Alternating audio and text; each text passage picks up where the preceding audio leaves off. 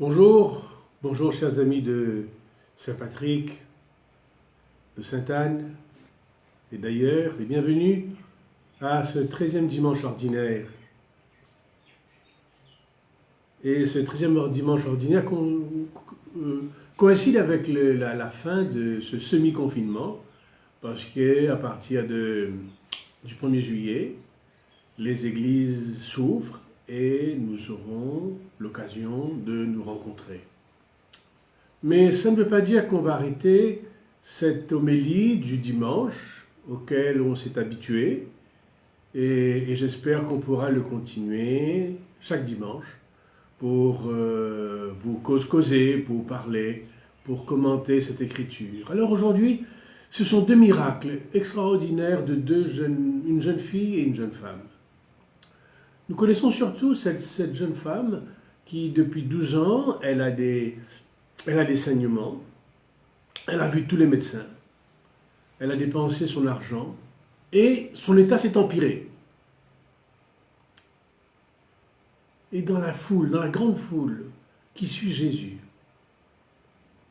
elle se dit, si j'arrive à m'approcher de Jésus et à toucher son vêtement, alors je serai guéri. Et c'est ce qu'elle fait. Elle va arriver comme discrètement et elle va toucher le vêtement de Jésus. Et comme une force va rentrer en elle, elle va se sentir guérie dans son corps. Quelque chose s'est passé en elle. Et de même, Jésus dira, on nous dit que Jésus sent une force qui est sortie de lui. Il y a cette fameuse phrase de Jésus qui est extraordinaire parce que dans la foule qui l'entoure, il va dire ceci, qui m'a touché? Et ses disciples sont étonnés parce que quand une foule vous entoure, qui vous touche, c'est impossible de savoir. Et c'est ce qu'on va lui dire, mais maître, il y a tellement de monde autour de toi, comment tu peux poser une question pareille, une question bête, qui n'a pas de sens? Mais Jésus regarde, se retourne et regarde. Et qu'est-ce qu'il voit? Cette jeune femme, craintive, tremblante.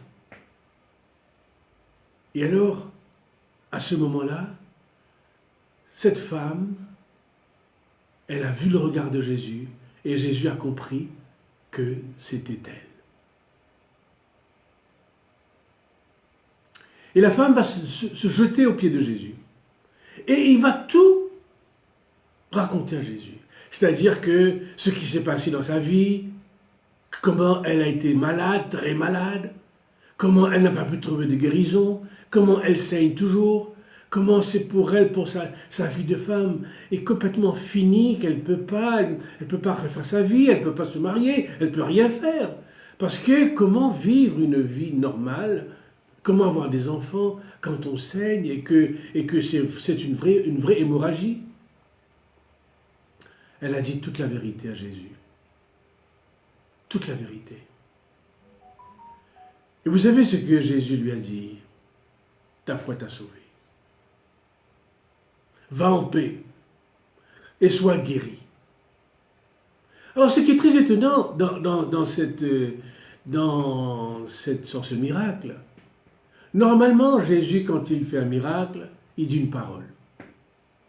Il dit va te laver à une piscine.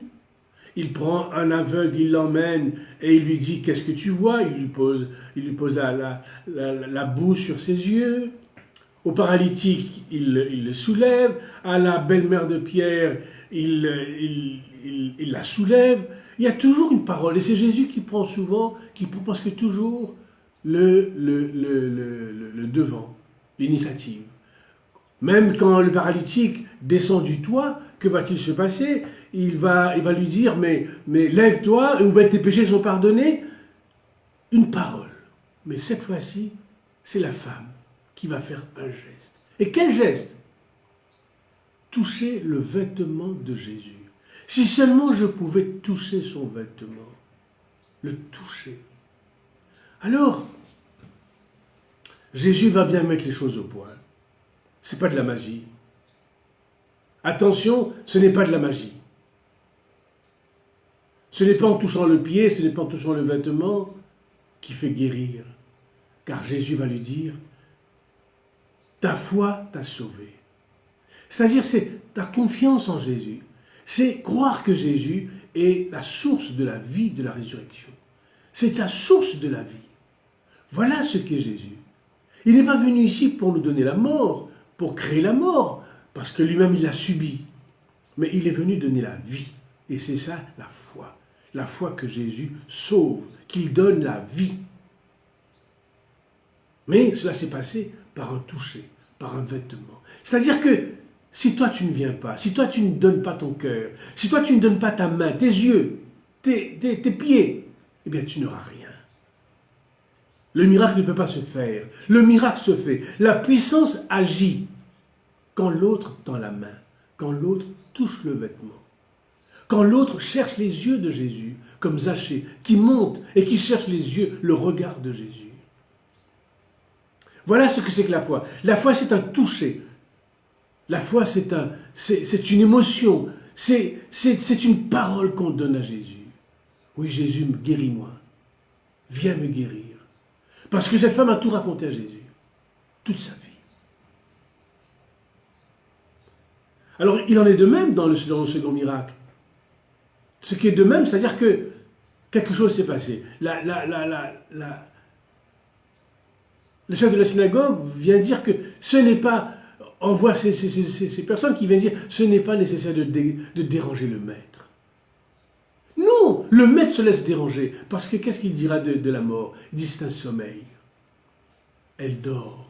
Et tout le monde se moque de lui, mais elle dort. Mais personne ne peut comprendre la puissance de Jésus. Parce qu'on va le ridiculiser, on va lui dire mais comment tu peux lever quelqu'un? Comment tu peux le tirer de la mort? Non, Jésus dit elle dort. Et elle prend avec lui ses disciples, les parents. Il met tout le monde dehors. Et là, il va prendre la main de cette jeune fille et va la soulever. Et qu'est-ce qu'il va ajouter juste après? Il va ajouter, donne-lui à manger. Donne-lui à manger, ça veut dire qu'elle a retrouvé la vie. C'est par la foi de son père que cette fille est venue à la vie. Il a dit, ma fille est en train de mourir.